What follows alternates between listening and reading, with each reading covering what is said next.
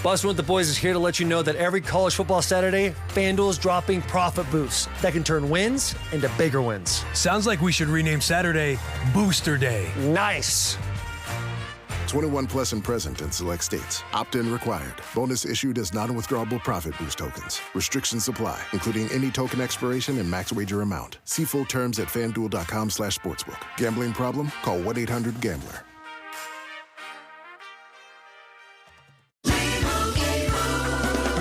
Doug. Limu and I always tell you to customize your car insurance and save hundreds with Liberty Mutual. But now, we want you to feel it. Cue the emu music, Limu.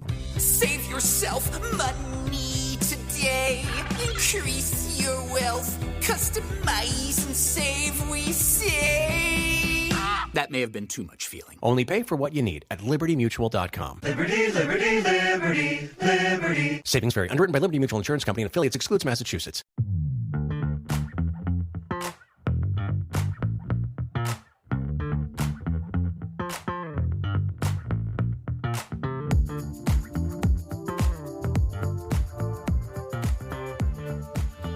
The last Mets series is but a distant memory. You remember that, of course. You remember when the Phillies went to Queens and got swept, got their butts handed to them. Things didn't seem great at the end of day, Wednesday, August 27th. The Phillies' division lead had shrunk to 4 games. Everybody was on edge. The Mets probably had a little bit of juice, a little bit of momentum. Not so fast, my friends. Fast forward a week and a half or so, and the lead is back up to 7 games as the Phillies and Mets meet again. This time for 4 games in Philadelphia, the final time these two teams will play one another this season. The Mets, even if they sweep again, guess you can't rule it out, but even if they sweep again, they would still be back 3 games with a few weeks left to play. Not insurmountable, but the Phillies are back in a good position. The problem, of course, even as the Phillies have won 3 straight series over the Braves, over the Brewers in what was a very good series, and over the Marlins, is, as you may have heard, starting shortstop Trea Turner is hurt. We don't know how badly yet, here as we record on Monday morning, September the 8th. He's pulled a hamstring, similar to what he did in a game against the San Francisco Giants last year. That cost him about 6 weeks of time. We do not know if this is the same severity. We do not know if this is going to cost him the rest of the regular season, part of the playoffs, all of the playoffs. There's still a lot that's unknown, but right now what is known is that for the immediate future, the Phillies will be without the guy having the best all-around season on the team, at least on the offensive side. And now the team will have to forge its way through the rest of the regular season, or most of it, without their best starting pitcher and without their best starting position player. That sounds fun, doesn't it? The only way past is through. And to talk about what happens next, with me, as always, my co-host, the Athletics' Matt Gelb, here on Phillies Therapy. Matt, hi, good morning. How was your weekend? My weekend was good, Paul, and I think if you're asking me the question, the big question, the elephant in the room is, can the Phillies do this without their best pitcher and their best all-around player? My answer would be no. And that's not to be dour or anything, but I think fundamentally there are some major issues without Trea Turner in this lineup. And again, like you said, we don't know how long. And even if we're talking about a couple weeks, the Phillies do have some runway here. And I mentioned this in the Athletic this morning. I mean, they are, as of today, there's 26 days until Game 1 of the National League Division Series. Mm-hmm. And provided you get the first round bye, which you now have a 4-game lead. I mean, it was a tremendous week for the Phillies. Yes, until Trea Turner pulled up with a hamstring strain. They gained real ground on the Dodgers. They held their own, and more than that, against the Brewers in that 3-game series, which was, like you said, entertaining. But the Turner thing puts really a huge amount of doubt on everything.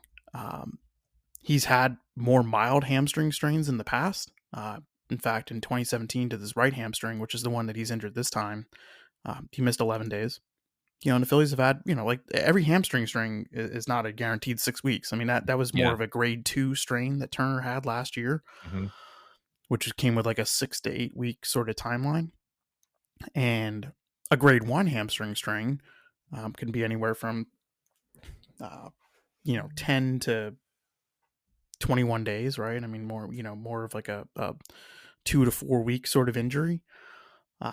Bryce Harper missed 10 days with the hamstring strain last year. Brandon Marsh missed 12 days with the hamstring strain last year. I mean, it depends on the severity, and we don't know that, but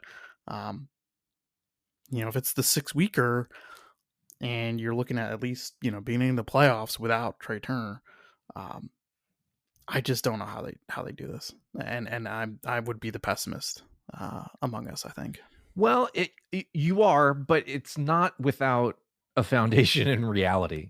I'm not going to sit here. I do hold the counter viewpoint. I do still think the Phillies can navigate their way through the National League side of the playoffs and potentially, deeper, all of that. I still think they would be capable. Sure. But that's not to say that, to call this pessimism, I think would be doing it a disservice, because the reality is here that, yes, the Phillies are going to be without their best all-around player for, I would say, comfortably at least the next week and a half. Bare minimum. Leaving Certainly. him. I mean, even if it's the most mild of strains, they'll put him on the IL just to protect him, right? Yes. Even if it's like, hey, we want to sit you for 10 days, sit for 10 days, just, get some treatment, whatever. Yeah. The backup plan, I think, is what gives me a little bit of hope here. And I know that sounds a little bit strange, but I look at this roster and I think, okay, here we have a team that, despite its flaws and despite its, strange up and down, sometimes frustrating offensive play, they are still 4th in the National League in OPS. Somehow, some way. The run environment is kind of weird, sure, but that means that the Phillies are a good offensive team in this year, in these circumstances. You take Trea Turner out of the equation, okay, things take a big hit. But part of the reason why they've been a good offensive team is they've had a little bit more productive depth lately. And I think about the fall, the gap from Turner to the likely everyday shortstop Edmundo Sosa moving forward. We know Edmundo. He's been around a couple years at this point. We've seen what can happen with him when he plays a lot. But in a stretch here, I feel okay as I can. Again, all of that is caveated here with the fact that Edmundo Sosa is a good player. He is a good defensive shortstop. He is capable of putting together some really good offensive games. His game has holes, especially on the offensive side. He is something of a poster child for the things that plagued the Phillies the last couple of years, with the chasing that has kind of, faded a bit this year. That's been a little bit less of a glaring issue. I think you sound like Frank from The Simpsons with the chasing. With the chasing. Look, it's a little bit of coping mechanism. It's a little bit of a like a bargaining, like a stages of grief kind of thing, because I do feel myself preparing in the back of my mind for the news that may come later today, that maybe it is a little bit more severe. Maybe he is expected to miss a month or so. And that would be a significant damper. That would really, really hurt. Either way, it's not great. The Phillies have regular season business to take care of too. It's not all about the playoffs. They are still working to secure that bye. I am letting myself feel okay with Edmundo Sosa taking a bunch of at-bats over the next couple of weeks, because I still think he's not a void. We're not completely dropping that spot in the lineup and on defense into a black hole, right? Like it's just not going away, and most of the pitching is still intact. I don't disagree with anything you've said, but Paul, this still doesn't solve what I think is a fundamental issue without Turner, and that is, what do you do at the top of this lineup? I mean, what kind of combination is even sensible or playable? I mean, like I struggled with this, and I floated two ideas, I guess, like in my column this morning at The Athletic, and it's like, I guess the first idea is you put Schwarber back up top, you put Real Muto between Schwarber and Harper, and keep Bohm fourth. But even then, I'm like, is this good? Like, I don't like. Do you put Bohm second and keep JT fourth? Do you move Bader up? No. They need, without Turner, I mean, like, you need a right-handed bat to do something. And right now, like, outside of Bader, who I think is a fine player, but it should be batting like, 6th in a good lineup, probably 7th if we're being honest. He's overachieving a bit right now. The numbers look good, Yeah. but they'll And he's settle a fine where little he at is. this Leave him pace. where he is. Leave him Yeah. where he is. I just don't know what you're doing at the top there. Like, do you have an idea? I mean, like, what the optimist view of this? Like, what what are you putting forward here? That is an excellent question, and it's funny because I'll add one more point before I get into the answer. It's not intentional vamping here. I think one of the big things around Turner's absence, I mentioned Edmundo Sosa and falling back into that. That's great. A lot of the things around Turner's absence are the domino effects that make you feel a little bit iffy, right? Like Yes. you think about, And okay, the first domino, you're right. Sosa is totally capable, and we've seen him go on yeah, heaters. Totally capable. And even if he doesn't go on a heater, yeah, at yeah. the very least, you know that against lefties, Mhm. he'll give you a good at bat and he'll give you a good shortstop. Right. And then you think about, okay, well, maybe Bryson Stott could play short again, right? But then He you're could like, play a little short if you want. If you need him to, he could. right. But then what do you do? And At he'll take second more balls base? over there. Well, Right. yeah. I mean, I think it's more of like a like a matchup thing. If there's a day where you Yeah. want somebody else at second base, which I don't even know who that would be. Right. I exactly. presume like there's no middle infield depth in the entire organization. Yeah. At the top early. I mean, so I presume that if Turner does indeed go on the IL, I would say that Otto Kemp would be the guy they call up to sort of backfill like the Mhm. right-handed infield pinch hitter, right? That Mhm. Sosa was Mhm. filling. So Kemp does that role. Kemp, of course, does not play up the middle at all. But yeah, I mean, there's really nothing. Yeah. I mean, So much. some immediate thoughts might turn to Aiden Miller, of course, who's been No. hitting better the last couple of No. months, but no, No. it doesn't No. feel like he's an option. He would need a 40-man spot, all this other stuff to Nope. maneuver Nope. around, and it Nope. just Nope. doesn't. Nope. Yeah, He's going to go AAA. He's going to AAA this week, and that's well deserved. Yeah. He really turned around his season. Late July, and I wrote about him right around that time, and that's not why he turned around his season, but I wrote about him Yes, at that it is. time, and I mean, he had a terrific August, Yeah. and I think rightfully so. They'll move him up, give him a little taste of AAA. Yep. And I believe he's going to go to the Arizona Fall League after that. They're going to try to push him. So they have a plan for him, and I don't think that this changes it. Yeah, that's fine. To get back to your original question, now that I've given it a couple of minutes to breathe, I don't think there is a good answer to slot somebody in between Schwarber and Harper. I do Here's think. a crazy one. Okay. Okay. Yeah. Well, what if Bryce let off? He would hate that, wouldn't he? Probably. The one thing about Harper is it's just such a weird year. I mean, the walks haven't been there, right? I mean, and that's a big part of his game, a huge part of his game, really. But I mean, his walk rate is lower than it was last year. So is the strikeout rate, and that's what's weird. I mean, he's hit the ball, the same average exit velocity as he has in the past. His hard hit rate is right around his career average. I don't know, just weird, right? But he could probably stand to take a few more pitches right now, and I know that's not necessarily in Harper's DNA, but I do feel like when he's going right, he's taking that first pitch for a ball because he's seeing a lot of pitches out of the zone to start the at bat right now. Yeah, it is weird to see an auto swing so much on the first pitch. I mean, it's not literally auto, but it's over 50%, which for him, even as somebody as aggressive as he can be, his selective aggression, I think, is what has made him unique. Sure. He'll go for it, and then he'll be able to work his way back in counts. We've seen that. Right, and his theory is that the first pitch he sees is typically the best pitch he'll see in the at bat. And while I generally agree with that, teams have been exploiting, I think, his uber aggressiveness this season on 0-0 pitches, and he is starting to see way fewer in the zone. Yeah, and there hasn't been. It almost just seems like he just like loads the spring and lets it rip, no matter what.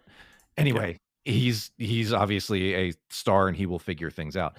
You're right. The 354 on base, still really good. It would be the third lowest season total in his now 14-season career. Is that right? Wow. Yeah. And the lower two were when he was 19 and 21, two of his first 3 years in the league. His profile has changed this year, right? Even in the shortened 2020 season and his first year here in 2019, when he hit in the 260s, he was still posting huge on-base numbers, because he was drawing a lot of walks, because he was getting on base in different ways. And that part of the game has not been present this year. he's still going to end up with a really good season line because he always does, because he's Bryce Harper. He is a really good hitter. But it's just been a different version of him. That being said, because this team's lineup is thin, especially now without Turner, you see pickups every once in a while in the bottom half of the order.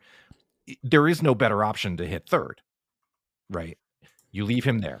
He will not hit leadoff as far as I see it. I just don't see him agreeing to that. No. I mean, like, are you cool with Schwarber? I mean, maybe moving Schwarber up there helps him. I have to be. Schwarber has now not homered in 9 straight games. He has not hit a home run since the 4-homer game. 4-homer game. Yeah, I know. He's cooled off a little bit. And he's driven in 1 run in those 9 games, and that was in the 9th inning on Sunday. Yeah, I'm still not worried about him. That's an ebb and flow kind of thing to me. No, I know. But I mean, do you think moving him up to, moving him up at the top, maybe that just gets him back? Maybe. Maybe that's a way to get him back on track. He just sees a few more pitches, and he's seen a lot of spin, and he has swung and missed at a lot of that spin. Yeah. And the Mets are going to give him spin, a ton of spin. Doug. Limu and I always tell you to customize your car insurance and save hundreds with Liberty Mutual. But now, we want you to feel it. Cue the emu music, Limu. Save yourself money today. Increase your wealth. Customize and save, we say. That may have been too much feeling. Only pay for what you need at libertymutual.com. Liberty, liberty, liberty, liberty. Savings vary. Underwritten by Liberty Mutual Insurance Company and affiliates. Excludes Massachusetts. If you thought goldenly breaded McDonald's chicken couldn't get more golden, think Golder. Because new sweet and smoky special edition gold sauce is here. Made for your chicken favorites. At participating McDonald's for a limited time. If you owe $10,000 or more in credit card debt, medical bills, or personal loans, help is here. More and more Americans turn to credit cards to get by. National Debt Relief is helping qualified clients reduce what they owe. For many, continuing to struggle making minimum monthly payments could take years to pay off. National Debt Relief has already helped over 550,000 Americans reduce their debt by negotiating directly with their creditors. When you call, you'll be amazed at how much you can save and how quickly you can become debt-free. If you want off the debt treadmill, visit nationaldebtrelief.com today. You don't need to declare bankruptcy, and you may qualify for significant debt relief. To find out what savings you may qualify for, simply visit nationaldebtrelief.com. That's nationaldebtrelief.com. For 25 years, Brightview Senior Living Associates have been committed to creating a vibrant culture and delivering exceptional services, making Brightview a great place to work and live. If you're looking for a rewarding opportunity to serve your local community and grow, we want you to join our team. Brightview Senior Living is growing and actively seeking vibrant associates to join our community teams, including directors, healthcare, activities, hospitality, and dining. Apply today at careers.brightviewseniorliving.com. Equal employment opportunities. Text BV Jobs to 97211 to apply. The question of who slots between them, or if you want to get a little bit different, who bats first with some combination of Schwarber and Harper, 2-3, I don't know, I'm just throwing things at the wall, is a very open question. There is no easy answer to this. You don't really think, like, any of these right-handed hitters, you go up and down. What do? You put JT at leadoff? You put Bohm at leadoff? Do you bat Sosa leadoff? No. It's just a weird now kind of spot. Do you bat Bader leadoff? No. No. It's it is a very strange situation. But the best argument you have is bat Stott leadoff. But then again, you've created a dynamic where you have your top 3 hitters are lefties. You can't do that. So you want Stott leadoff, and you need some sort of righty still batting second to break up. Even if you wanted Harper's to bat fourth, it doesn't work. It just doesn't work. They need a righty at the top somewhere, somehow. Yeah. And so it's not ideal to have to figure this out immediately during a 4-game Mets series, but because there are 3 weeks left in the season, there's at least a little bit of time to try and see what happens here. And what gives me a little bit of comfort, we mentioned the flashback to Utley, Howard, Ibanez with the 3, lefties in a row here. What gives me comfort here is that Schwarber is still good against left-handed pitching. That hasn't completely evolved, and no doubt. You can have him there. You can stack a couple of lefties because he is so good there.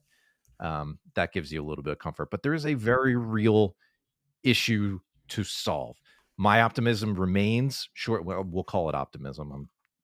Hope floats, but it's something they got to figure out. And somebody's got to step up here. There's a little bit of hero ball that has to be played, and somebody's got to emerge as a real candidate to get themselves in the top of the order alongside the big guys for these last couple of weeks. Somebody's got to step up. We got to figure out who it is. I mean, again, there's going to be an even greater onus on the pitching, Yes. right? I mean, when you lose one of your best hitters, your leadoff man, your pace setter, certainly, yes, there's other guys in the lineup who have to pick up slack, but I think this just, further stamps their identity as a pitching and defense team. And now you've removed one of your best defenders too. That's a problem. But I mean, Sosa is fine. He's adequate at shortstop, I'd say. I think the rotation, be getting, Aaron Nole's got a big start Monday night. I don't know that any one start will change how he's viewed right now, I guess. Right? Do you agree with that? Disagree? Like, even if he has a really nice outing against the Mets, it's like, this still probably doesn't crack your top three, right? No, this is turning into something of a lost season for him by this point. Yes. So I think their best path forward is putting Suarez between Sanchez and Luzardo for a few reasons. One would be Sanchez and Luzardo are similar in that they're lefty and throw hard, and Suarez is lefty and doesn't throw hard. So I think it's a little bit of a different look. It's a nice change of him pace. Yeah. In between, and then also between games 2 and 3, and this is assuming that they're not playing in the first round.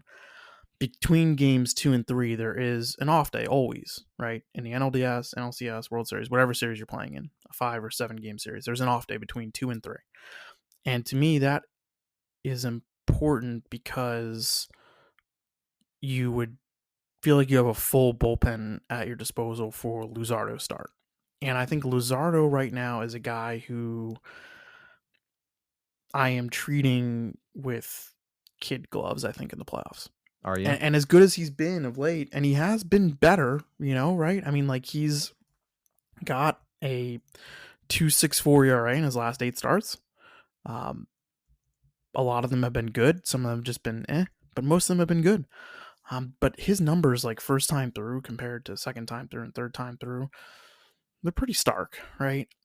I mean, he's got a 285 on base percentage against the first time through the order. Phenomenal.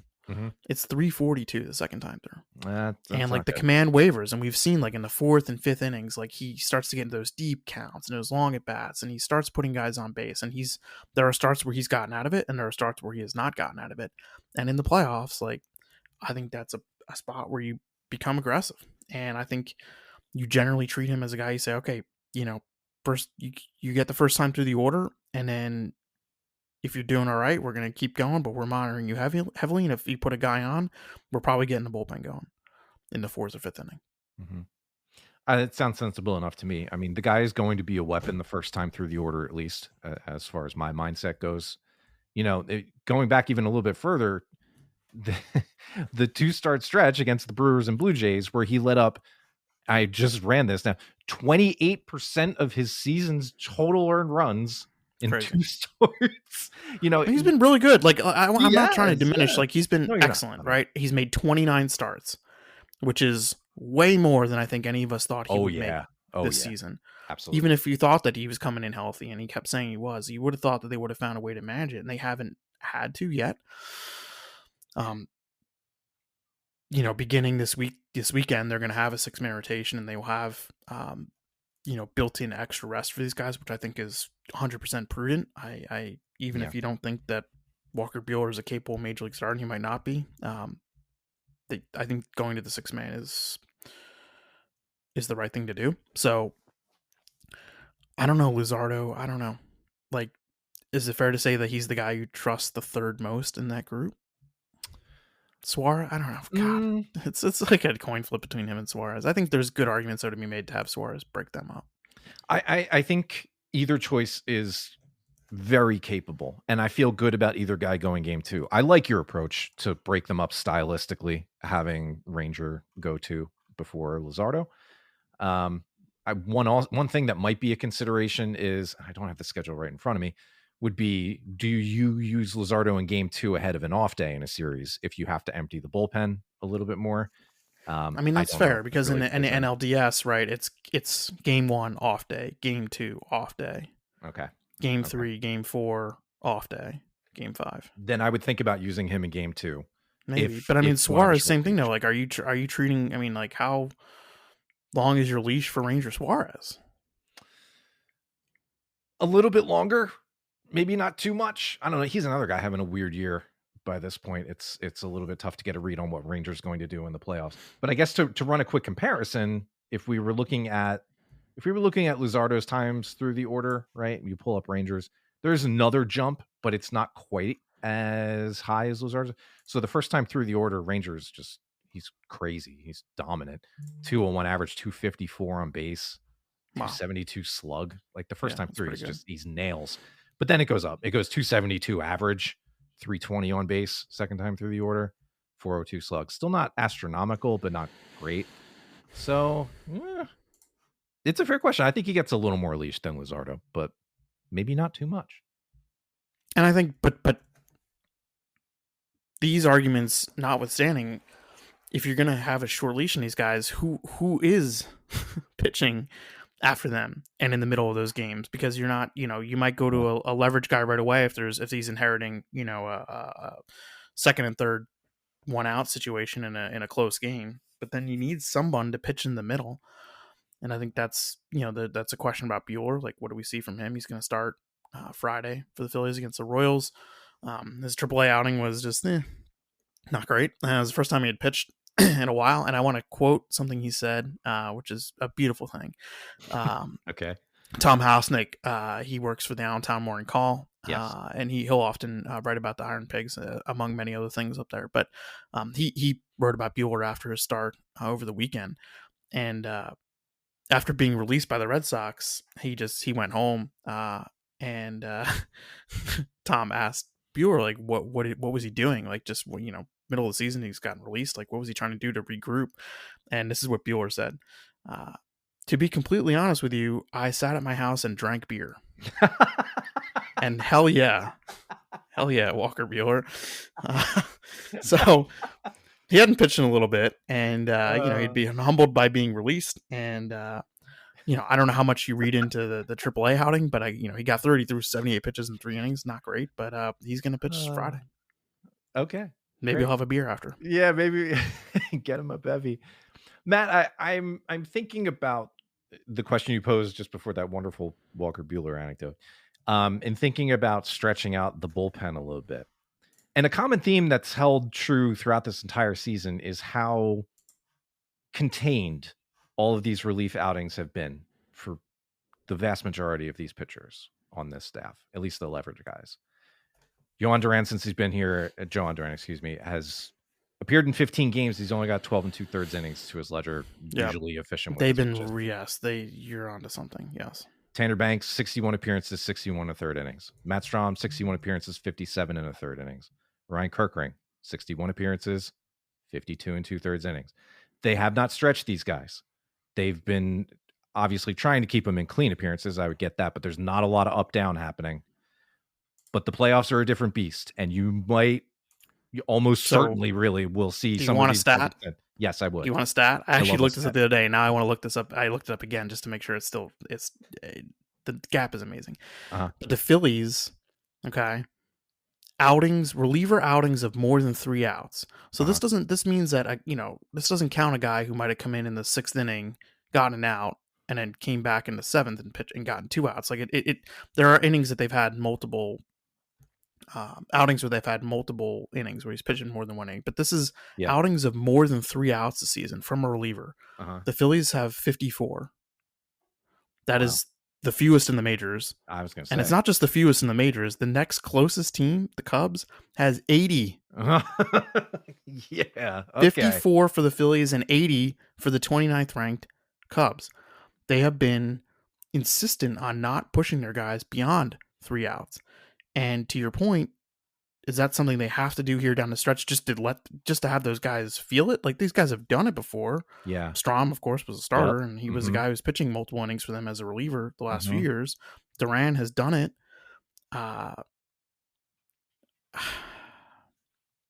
You know, Tanner it's a Banks great did it question. with the White Sox. Yeah, I mean, He did a Tanner, and lot. he's done it with the Phillies. He's done Yeah. multiple inning outings, but this is a strategy they've deployed all year. And come postseason time, is it something you can stick with? Probably not. No way. No. I don't think there's any way. There has to be a change. Postseason managing like demands that you have a couple of guys who can be extended to 4+ outs. And you maybe have there's to. right, and maybe their theory is that we're not going to push them until we absolutely have to. Now the counter to that is when you do push them, are they ready for it? Are they Yeah. conditioned for it? Are they able to do it, like physically and mentally? Yeah. Just wild, right? I mean, this is a baseball reference stat. It says games the pitcher is pitching more than one inning. So I guess that's the what I was talking about. If a guy comes in one inning and pitches the next inning, and they're again fewest 56, wow. and the Cubs in the next fewest at 89. Wow, that's a big gap. I mean, I figured they were down near the bottom in a good way. This to me is a good stat. I figured they were down near the bottom in a good way, but that is a bigger gap than I was expecting. Far bigger. It's good though. I mean, it's a good regular season strategy. It got them to this point with all of these guys, nearly all of these guys. It speaks to the rotation, right? I mean, the rotation generally pitches deep, so they don't have to have mop up men pitching multiple innings at a time. But yeah, and they generally finish their innings. Right. I mean, who do you think is first? I just kind of gave it away. Who do you think is first in baseball in relief appearances of more than 3 outs and multiple innings pitched in a relief appearance? On the Phillies? No, just like as a team. Baseball this year. Oh, it's probably one. It's like maybe the Tigers or the Rays or something like that. Tigers. Yeah. Okay. Yep. Yeah. That figures. That tracks. I mean, hey, it works for them. Like that's what they've built their team around. That is what they do. They've fallen off a little bit lately. The Phillies have actually passed them in the standings. They've fallen off a little bit lately, but that's just that's how they're built. That's what those guys do. Outside of Tarek Skubal, really. But the regular season-ness of this strategy for the Phillies is great. It has gotten them to this point being 23 games above 500. They are, I think, and this is a manager's problem, but I think it would be nice to see a couple of these guys get extended a little bit down the stretch, especially after they clinch. The Phillies will probably clinch at some point within the next, by the end of the next 2 weeks. Somebody asked me in my chat that I did on The Athletic last week, Uh-huh. when will they clinch the division and who will be on the mound? And I predicted they probably do it on the road, right? They probably do it during the West Coast trip. I said Sunday, September 21st at Arizona with Duran on the mound. Yeah. That would be a nice way to cleanse the bad taste of West Coast road trips out of the mouth. I would be okay with that. I mean, look, it's always better to celebrate something like this on your home field. It just is, objectively. It's so much more fun. I don't think anybody would go diving in the pool at Chase Field if they clinch. Although I don't think so. Yeah, there's been comments to the contrary in the past.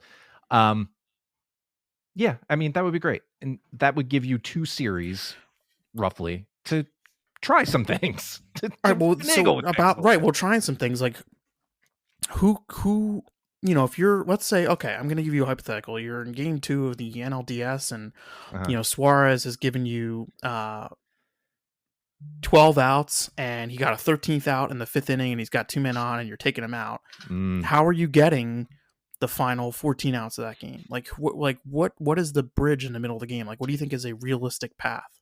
I'm not going to answer that right now because it's a great question that deserves a bit of better than an off the cuff answer. And I think this is something you and I will definitely be thinking about over the next week plus as the plan starts crystallizing a little bit and as the runway starts, getting clearer. I have a spoiler. I think the plan generally. Do you already have an No, I just have it. I feel like the plan might have to involve something like 6 outs from your closer. Okay. Good by me. We have a guy who's done it before who can be efficient with his pitches. That's good by me. You can't do that every game, so you have to pick your spots. But yeah. That's okay by me. I don't know. I mean, I have a hard time coming up with 27 outs if your starter is giving you anywhere between 11 and 15 of them. It's going to be hard. I mean, it's going to be hard. And I'm not saying it's impossible, because I think they do have the options. And I think the fact, Banks's emergence, Robertson's general effectiveness. All those things are very good for them come playoff time because you feel like you do have, certainly there are guys you trust more than others, but you feel like you have 4 to 5-ish guys that you're like, okay, like I'm going to hand him the ball in the postseason game and I'm going to feel relatively okay about it. Which is all you could really ask for, honestly, with the guy who has to come in the 4th inning, 5th inning. It's grit and bear at time. It's white knuckle the whole way. It's great. I can't wait to get my cardio in. It does add some extra importance, though, to the length that the guys who may give you that length, Chris Sanchez and, hold your breath, Aaron Nola, in a longer series. Yeah, I mean, it's only Sanchez. I mean, it's a you shame know, Sanchez has never pitched man. more than 5 innings in a postseason game, right? I mean, this is the year there's for just it. more stress and more pressure in those appearances, and There is. But Matt, I look, I was, you know this, I was high on Chris Sanchez even before, Zach Wheeler had to cede his spot atop the rotation to him. In the wake of the injury, this is not the way I wanted this to happen. I said Chris Sanchez was going to get more Cy Young votes than Zach Wheeler this year. I'm all in. Congratulations. You're right. It's going to happen. It's not the way I wanted it to happen. This guy is not who he was last year, 2 years ago. He is still better. I know. He is. He is a capital G guy. Chris Sanchez has turned into one of the very best starting pitchers in baseball. It's crazy. It's crazy, but it's true. And I think this is a guy better equipped, stuff-wise, experience-wise, all of it, to go deeper than he has in the playoffs. And I think it's reasonable to expect he should pitch into the 6th inning in his starts, even in the playoffs. I think it's reasonable at this point. I mean, it's going to be hard for him to win if he doesn't. Right. After that, it gets a little iffy. Guys are going to need to stay fresh, and it's good that there's the extra off day this year for the Phillies. Maybe I like that they've found some softer spots here for Kerkering of late. Yes. Just to get him back on. Yes. He's a guy who needs to get right. Do you want my last Galaxy Brain take? Yes, please. Well, you don't want to lose the series to the Mets, and if they take 3 out of 4, very good. I mean, I already think the division is over anyway. But it's almost done. Yeah. I don't think a split against the Mets is the worst thing in the world this week. Nope, not at all. And do you know why? Why? Tell me why.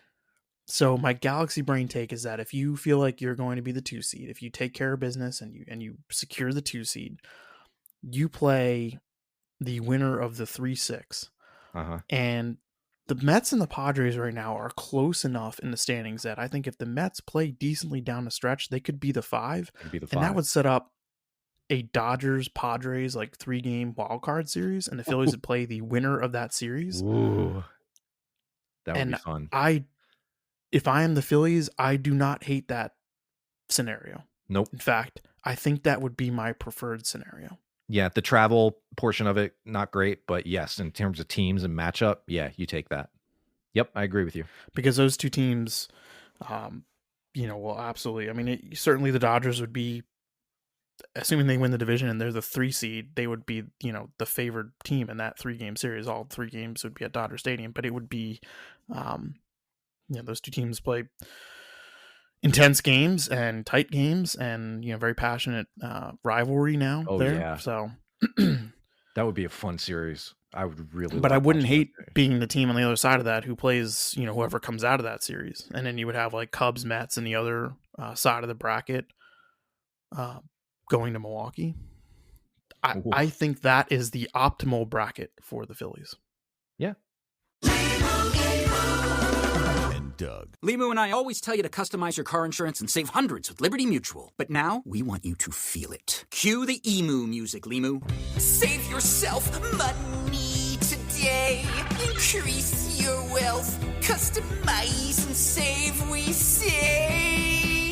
That may have been too much feeling. Only pay for what you need at LibertyMutual.com. Liberty, liberty, liberty, liberty. Savings vary. Underwritten by Liberty Mutual Insurance Company and affiliates. Excludes Massachusetts. If you thought goldenly breaded McDonald's chicken couldn't get more golden, think Golder. Because new sweet and smoky special edition gold sauce is here. Made for your chicken favorites. At participating McDonald's for a limited time. Confronting high credit card debt can feel scary. But the good news is, if you owe $10,000 or more in credit card debt, financial relief options are now available. National Debt Relief is currently offering debt relief designed to reduce what you owe, fast-tracking your way to being debt-free. If you qualify for debt relief, you may be able to pay back significantly less than what you owe and save thousands of dollars. Imagine only paying one low monthly program payment you can afford and saving money as you become debt-free. National Debt Relief has already helped bring debt relief to over 550,000 U.S. consumers, earning thousands of five-star reviews and an A-plus rating with the Better Business Bureau.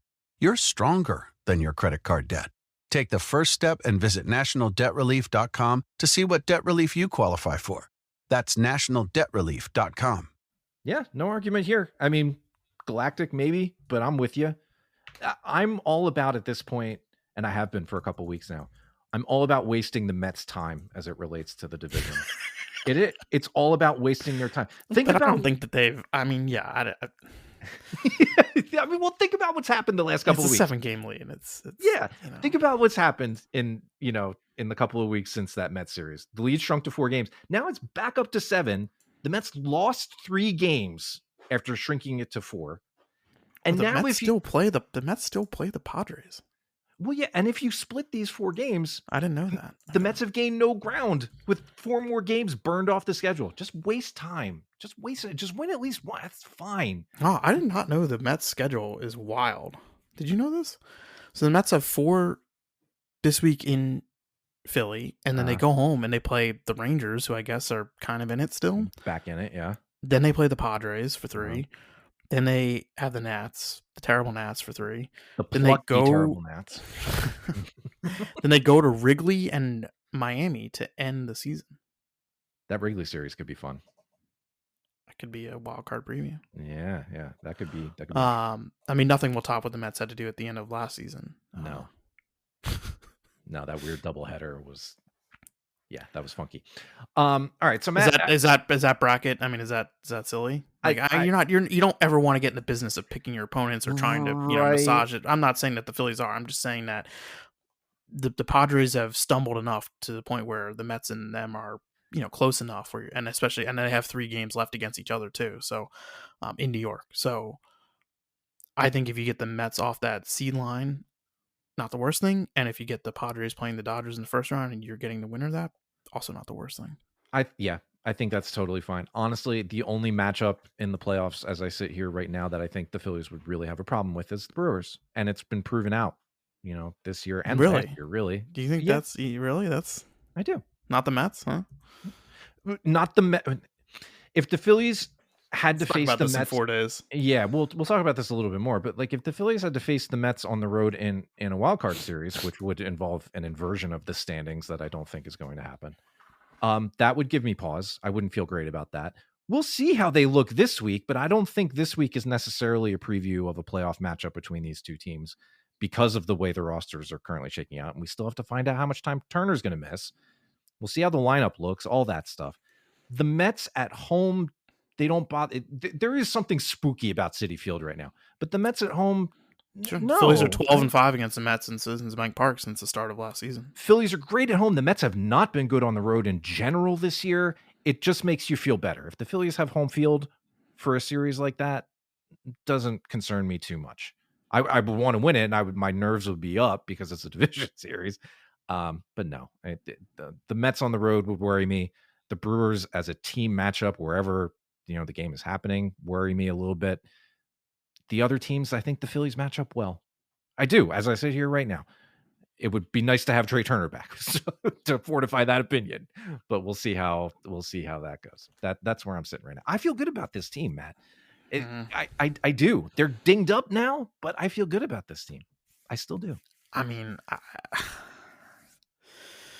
let's see what the Turner news is. Yes, and subject to change. And yes, as Matt subtly dropped just a minute ago, we'll be doing a second episode this week.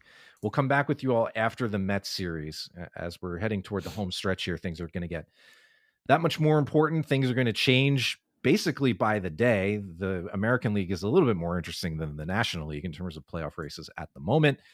There are a couple of National League teams, the Reds, the Giants, the Diamondbacks, the Cardinals within, we'll call it shouting distance of the Mets, but they're all 4 to 4.5 games back. They're running out of time. The American League is more interesting with the Rangers, Royals, and Guardians all within 2.5 games of Seattle, who just cannot seem to lock this thing down. We'll see how the rest of this goes. And the Rays, I guess I have to mention that they're 4 back since all the National League teams are 4 back. Do you? I guess so. So there's more interesting things happening around the league. The Phillies are pretty comfortable in their position right now. They are aiming to clinch a playoff spot within the next 2 weeks. We'll see if and when that date actually happens at home or on the road. Actually, when do they? I mean, they clinch a playoff spot before they're going to clinch a playoff spot relatively soon. A playoff spot. They are 11 games up for a playoff. What's the spot. magic number on that? That's not something I've even that would probably considered. That would probably be around 8. It's conceivable they clinch a playoff spot during the end of this week. Yeah, by this weekend. See what everybody else does. They don't control their own destiny, so sweeping the homestand, I don't think would clinch that playoff spot. You're not in the, if they clinch a playoff spot and they still haven't clinched a division, you're not in the whole like celebrate the playoff spot. They didn't do that last year. I that's one of the few things where I'm okay with people being like, no, don't celebrate that, because it does feel like you've still got unfinished business, and I totally get that. But also, baseball is a really long, hard game, and I'm okay with them letting off a bit of steam. So if they do that, okay. So that's basically that, right? We know what's up, except for Turner. Everything else is basically right out in front of this team right now. They had a great week. They did. They had a great week. So apart from their tell me what happened at the end. It's such is the way. But the situation is objectively good. They're up 7. The Mets are in for 4 games. The Phillies have a do-over chance to put the boot down, which they didn't do. I think it's interesting that the Mets made the rotation such that the Phillies are going to see McLean again. They're not going to end up seeing Tong or Sproat. Mm-hmm. And they could have. I mean, like McLean is getting extra rest here. But I do think it's kind of interesting that they're going to end up seeing McLean a second time, because I do think that'll help them. I'm not saying they're going to do better against him tonight, but just seeing him for a second time is beneficial. It can't hurt. I don't know what the Mets plan is for their rotation right now. All of the rookies, it's just every rookie. I mean, the other guy. I don't know. We'll see how their roster turns out too. It will be worth watching who they end up lining up for a potential wildcard series, which it looks like they will play in right now. I don't know.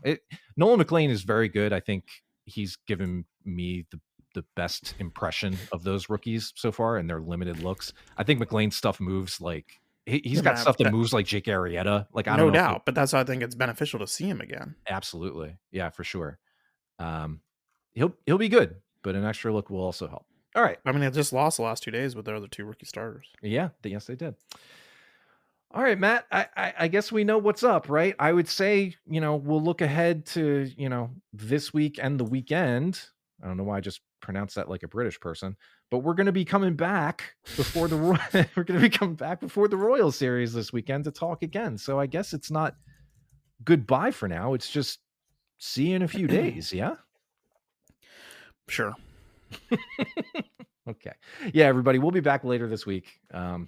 Leading into the Royals series. We're going to do a couple more episodes this month as the playoff picture begins to take shape, as the Phillies continue to get more news. Don't expect anything, additional on top of this when the Turner news comes out. We'll tackle that later this week, whatever the news ends up being. Just don't listen to the podcast. Yeah. And that'll be that. Matt, do you have anything else coming out this week, or is it mostly just about the team as they play these games, getting ready for the playoff chase? Yeah, I don't know. I haven't been with the team for a week, so I feel lost. So yeah, okay, no worries. We'll get back at it. Nice little homestand. 4 games with the Mets, 3 games with the Royals this weekend. Matt and I will be back with you later this week to check in, see how everybody's doing, take your temperature. Hopefully everybody's breathing nice and easy. Doubt it, but we can hope. So that's that. Thank you for listening. This has been Phillies Therapy, part of the Believe Podcast Network. For Matt, I am Paul, and we'll see you in a couple days.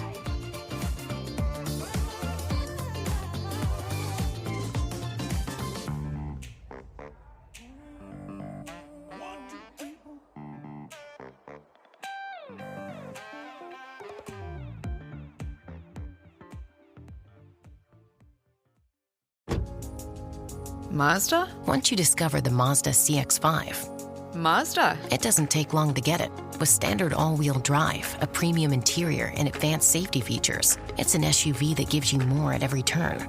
It will have you saying, Mazda. The Mazda CX-5. It's made to move you.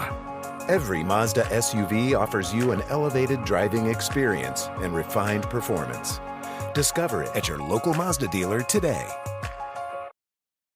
If you thought goldenly breaded McDonald's chicken couldn't get more golden, think Golder, because new sweet and smoky special edition gold sauce is here, made for your chicken favorites. At participating McDonald's for a limited time. For 25 years, Brightview Senior Living Associates have been committed to creating a vibrant culture and delivering exceptional services, making Brightview a great place to work and live. If you're looking for a rewarding opportunity to serve your local community and grow, we want you to join our team. Brightview Senior Living is growing and actively seeking vibrant associates to join our community teams, including directors, healthcare, activities, hospitality, and dining. Apply today at careers.brightviewseniorliving.com. Equal employment opportunities. Text BV Jobs to 97211 to apply.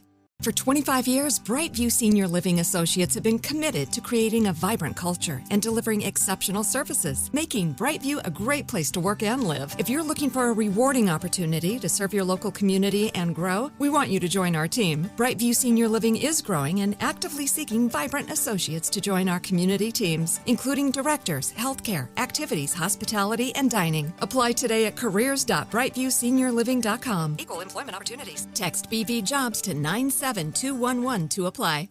Hey, hello. Listen to my voice talking to you about the new Old Spice NFL collection at Walmart. Now listen to my smell. I smell like NFL stars Jared Goff, CeeDee Lamb, Saquon Barkley, CJ Stroud, and George Kittle. I smell like greatness. Why? Because I'm wearing Old Spice's new NFL collection. How can you put the greatness of the NFL into a smell, you ask? You can't. But Old Spice can, and they did. Smell like Suntal and Speed, Driftwood and Drive, Sea Ties and Toughness with the Old Spice NFL collection available at Walmart. Smell like the greatest smell in the NFL with Old Spice.